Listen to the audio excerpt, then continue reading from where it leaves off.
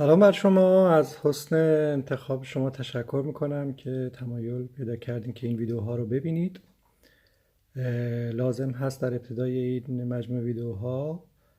من مقدمه ای رو عرض بکنم، هم جهت آشنایی بیشتر با مطالبی که قرار هست ارائه بشه و همین که یک دیدگاهی بدم که چه کار میخوایم بکنیم و کار به چه صورت پیش خواهد رفت. در ابتدا باید هشدار بدم اگر که شما باور خاصی رو پیروی میکنید و شنیدن مطالبی که ممکن است در تعارض با اون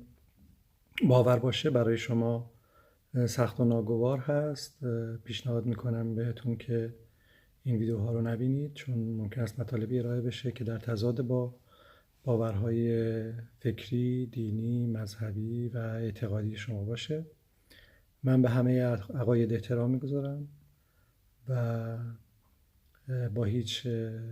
اندیشه، هیچ ضدیتی ندارم، اما لازم هست که این هشدار رو بدم که اگر شما چنانچه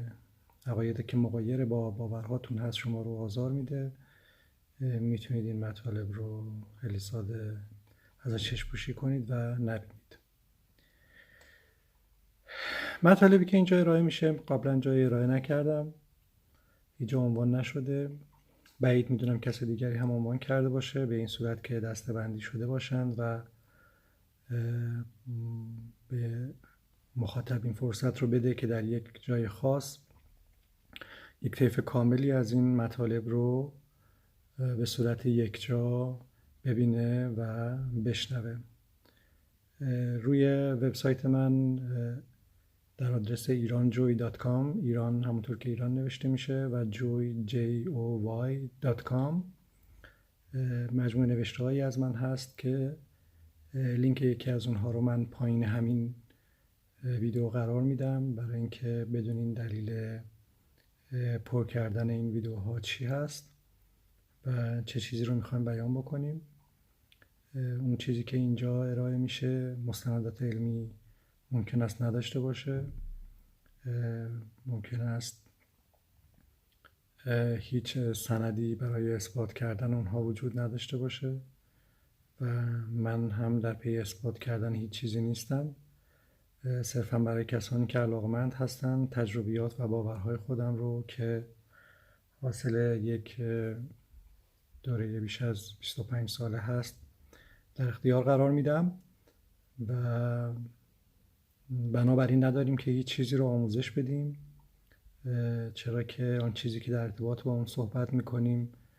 یک دانش آموزشی نیست، یک چیز اکتسابی نیست، یک چیزی نیست که ما بخواهیم گوش کنیم و یاد بگیریم. نیاز به رفتار خاص و زمان خاص داره. بنابراین ما کار آموزشی نمی کنیم، صرفاً نظریات رو در اختیار دیگران قرار میدیم. اگر کسی تجربیات مشابهی داشته ممکن هست که آن چیزی رو که اینجا میشنوه تأییدی بر باورهای خودش ببینه و یا اینکه اگر مطالبی رو به صورت جسته گریخته جاهای مختلف شنیده اینجا یک مجموعه کاملتری از اون اطلاعات رو ببینه و اگر کسی هم کلاً هیچ آشنایی در ارتباط با این دانش نداره و صرفاً علاقمند هست که مطالبی رو در این ارتباط ببینه و بشنوه، سعی میکنیم که اینجا اون مطالب رو در اختیار قرار بدیم. من تقاضا میکنم از دوستان که در این کانال ثبت نام بکنن، به خاطر اینکه اون زمانی که ویدیوهای جدید آپلود میشه ممکن مرتب نباشه. برای اینکه ویدیویی رو از دست ندید بهتر است که اینجا ثبت نام بکنید که هر زمان ویدیوی جدیدی منتشر میشه در اختیار شما قرار بگیره. روی وبسایت من هم اگر مراجعه کردین اطلاعاتی که اونجا قرار داده شده به راحتی قابل درک هست که بیشتر مبتنی بر عرفان اسلامی هست متون. علتش هم این هستش که من در یک جامعه اسلامی زندگی میکردم و مخاطب من باورهای خاص خودش رو داشت، اما این بدین معنا نیست که این مطالب صرفا محدود به اونهاست و من اگر قرار به بازگویی باشه میتونم اون رو در مکاتب دیگر پیامبران و یا دیگر افرادی که باورهای معنوی داشتند بیان بکنم، بدون اینکه هیچ خللی در اون مفهومی که قرار بود منتقل بشه ایجاد نشه. اون چیزی که در این ویدیوها بیان خواهد شد متفاوت خواهد بود با مطالبی که اونجا عنوان شده. مطالب روی وبسایت نیازمند به یک سطح خاص از آگاهی هست برای اینکه پشت کلمات دیده بشه. اینجا ما به زبان ساده و با توجه به مثال‌های ملموسی که برای همگان قابل درک باشه مطالب رو ارائه می‌کنیم و دیدگاهمون این هستش که بعد از پایان این سلسله ویدیوها شما یک زاویه دید دیگری به جهان داشته باشین فارغ از اون زاویه دیدی که در حال حاضر دارین و امیدوارم که این بتونه یک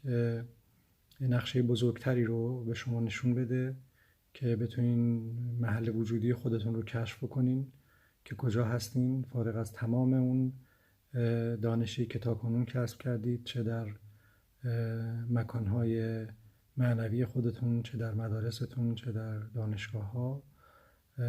بتونید یک نگاه دیگری هم به دنیا داشته باشین و اون چیزی که دور و بر ما در حال اتفاق افتادن هست رو بهتر درک بکنیم. بنابراین ما دیدگاهمون این نیست که کسی رو به جایی ببریم، دیدگاهمون نیست که درس بدیم، دیدگاهمون این نیست که